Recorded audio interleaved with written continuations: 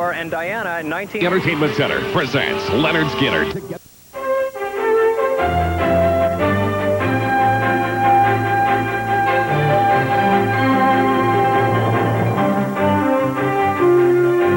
And now, Philadelphia's only primetime news hour, honored by the Associated Press as the best newscast in Pennsylvania, the Fox 10 o'clock News.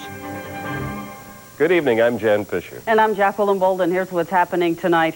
Bertha, downgraded now to a tropical storm, continues to lumber northward. She hit the Delaware and New Jersey coast today with sweeping winds and pounding waves. But Bertha had already spent the worst of her fury on the North Carolina coast. Still, she made her presence known here. Our coverage begins with Jesse Gary, who was in New Jersey when Bertha came ashore.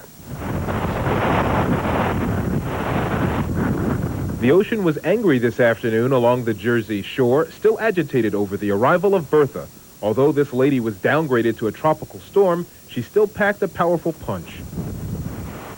All night it wasn't that nice either. You know, I did a lot of praying. The wind has really been blowing in, and we had a mirror that got blown off the wall. For somehow the house must have shifted, but luckily it didn't break. Wind-driven downpours flooded some Ocean City streets. The preferred vehicle of choice today was a U-boat. This driver opted for a U-turn instead. Downed power lines were a slight problem too. Although there were reports of power outages, neither police nor city crews could confirm them. It seems for all the pre-storm hype, Bertha proved to be more of a blowhard. I would say a mild coastal storm, a mild northeaster. We have much more intense storms during the wintertime. A major concern here in Ocean City was the loss of sand following last year's beach replenishment program. Hours after Tropical Storm Bertha battered New Jersey's coast, it appears the beach here fared as well as the town. Blowing sand to report down south at Cape May, but not as bad as first feared. Officials say only 6 to 8 inches lost due to high winds and surf. That's very good compared to what we lost in the last hurricane. It dropped 2 or 3 feet as far as I know. The beach is still open to foot traffic, but no surfing allowed. In Wildwood, wind gusts above 40 miles per hour downed some trees, causing minor damage. Gives you a better respect for Mother Nature. All over Cape May County, even as the sun struggles to show itself, life is returning to normal tonight. In Cape May County, New Jersey, Jesse Gary, the Fox 10 o'clock News. As soon as the sky cleared in Delaware. And the hardest hit pretty much was down at the shore because of the wind there was the highest.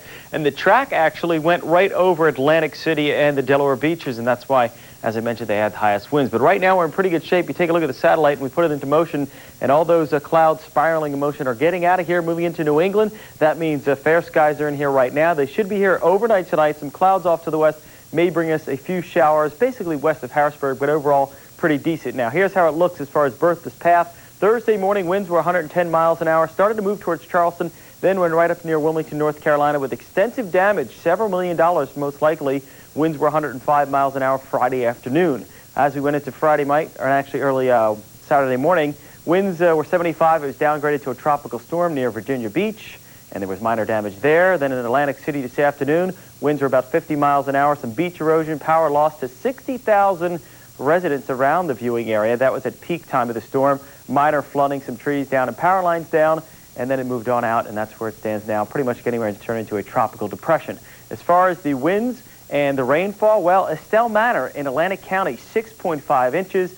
Tobyhanna up in Monroe County, 4.4. Pottstown, 3.87. And here in Philadelphia, 2.43 in the past 30 hours. As far as wind speeds, the highest gust in Allentown, 25 miles an hour. Philadelphia, 33. Dover, 36. A gust of 58 miles an hour in Rehoboth. Ocean City, Maryland, 63 miles an hour. And Atlantic City, New Jersey, 44.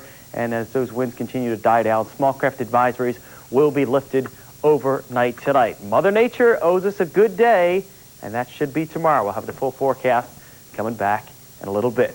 Deanna, Jacqueline?